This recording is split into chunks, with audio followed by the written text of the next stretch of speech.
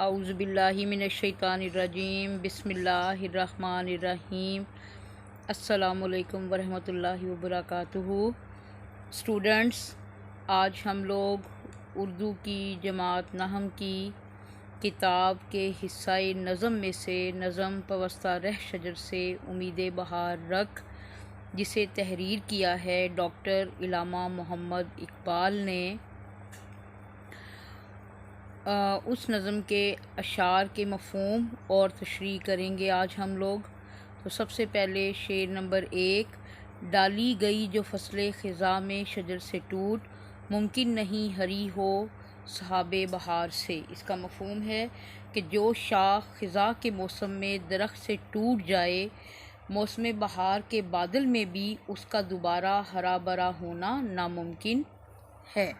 علامہ اقبال شعر کے پہلے مصرع میں ڈالی اور شجر کے استعارے استعمال کر رہے ہیں، جن کا ظاہری مطلب تو شاخ اور درخت کے ہیں، لیکن اقبال نے اس سے مراد مسلمان اور امت مسلمہ لی ہے۔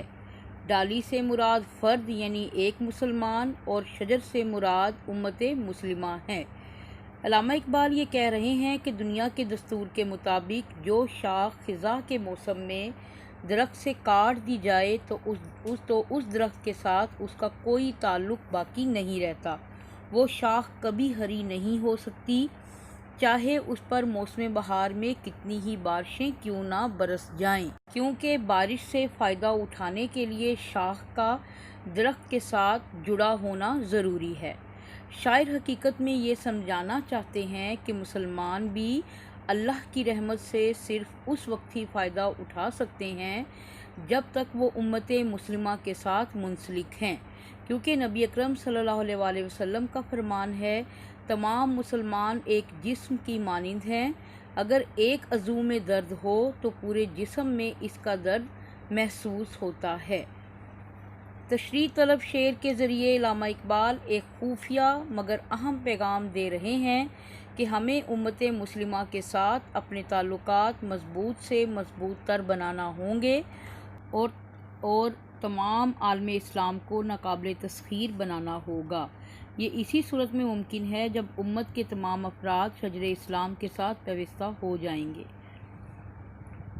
دراصل کائنات میں ہر چیز کا وجود اس وقت تک برقرار ہے جب تک اس کے اجزاء آپس میں منظم ہیں۔ اسی طرح قوموں کی ترقی کا راز اتحاد اور اتفاق میں پوشیدہ ہے۔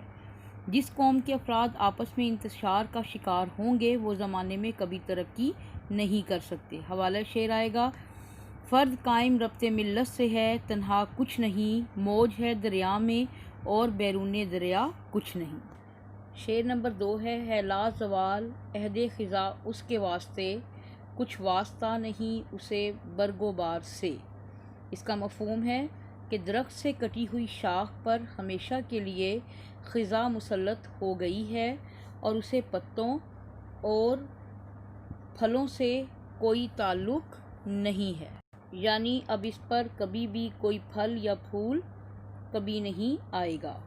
تشریح ہے، وہ ٹہنی کبھی دوبارہ سرسبز نہیں ہو سکتی جو خزاں کی نظر ہو گئی ہو۔ دوبارہ بہار آنے پر جو شگفتگی اور تازگی کا موسم ہوتا ہے، جہاں درختوں میں نشو و نما کا جوش ہوتا ہے، ایسے موسم میں بھی درخت سے کٹی ہوئی یعنی جدا ہوئی شاخ کو ہریالی نصیب نہ ہوگی۔ یہی حال مسلمانوں کا ہے۔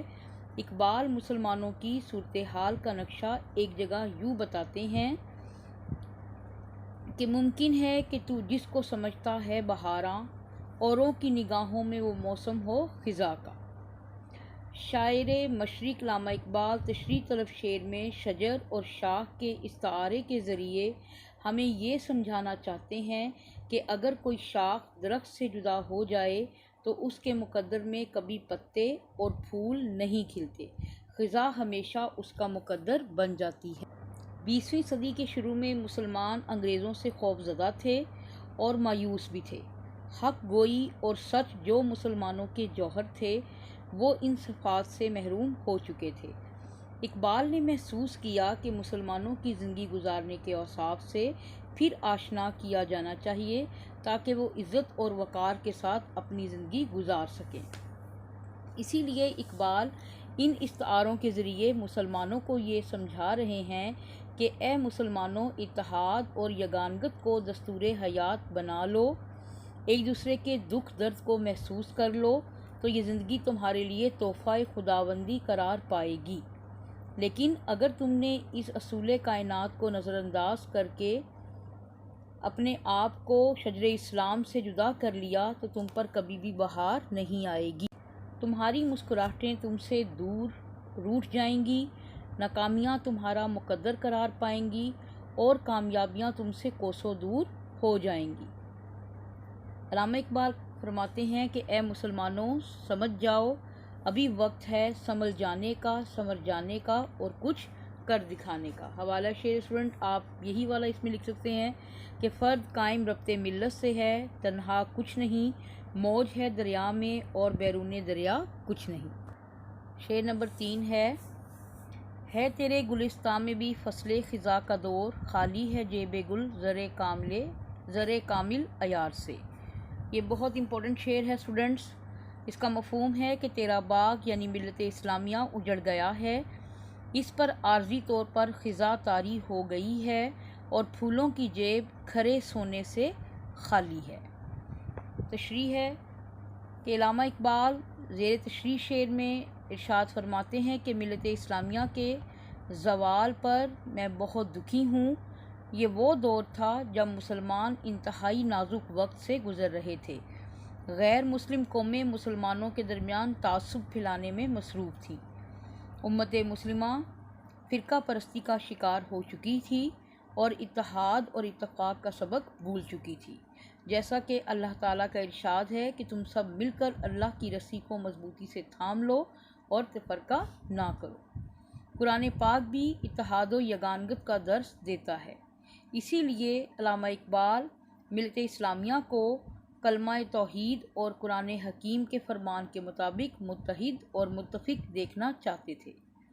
شاعر مشرق تشریح طلب شعر میں امت مسلمہ کے تمام افراد سے مخاطب ہیں کہ اے مسلمانوں، تمہارا گلشن اسلام فصل خزاں کا شکار کیوں ہو گیا ہے؟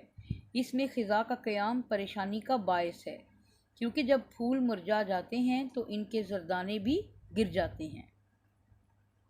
ایسی ہی صورتحال امت مسلمہ کو درپیش ہے۔ وہ کہتے ہیں کہ اے مسلمانوں، جب تمہارا دل ایمان کی دولت سے خالی ہوتا ہے تو تمہارے چہروں کی رونق چلی جاتی ہے، تمہارے وجود کے اندر کجی آ جاتی ہے، امید کی جگہ یاس اور حوصلے کی جگہ بے ہمتی لے لیتی ہے، تو ناکامی اور نامرادی مقدر بن جاتی ہے۔ علامہ اقبال فرماتے ہیں کہ اے مسلمان، تیرا دامن امن سے خالی ہے۔ علامہ اقبال اپنے شاندار ماضی کو پھر سے پا لینے کے خواہش مند ہیں۔ اسی لیے علامہ اقبال امت مسلمہ سے تمثیلی انداز میں خطاب کرتے ہوئے کہتے ہیں کہ اے قوم مسلم، تم آج کل زوال میں گری ہوئی ہو اور تمہاری قوم میں ایسے نوجوان بھی نظر نہیں آ رہے جو اپنی قیادت میں بام عروج تک لے جائیں۔ مسلمان مذہب سے، قرآن سے دور ہو چکے ہیں، اسی لیے گردش روزگار اور زمانے کی چلاکیوں، عیاریوں اور مکاریوں نے انہیں آسمان سے اٹھا کر زمین پر دے مارا ہے۔ علامہ اقبال کا شعر ہے جو کہ حوالہ شعر کی جگہ لکھا جا سکتا ہے: گنوا دی ہم نے جو اسلاف سے میراث پائی تھی، ثریا سے زمیں پر آسمان نے ہم کو دے مارا۔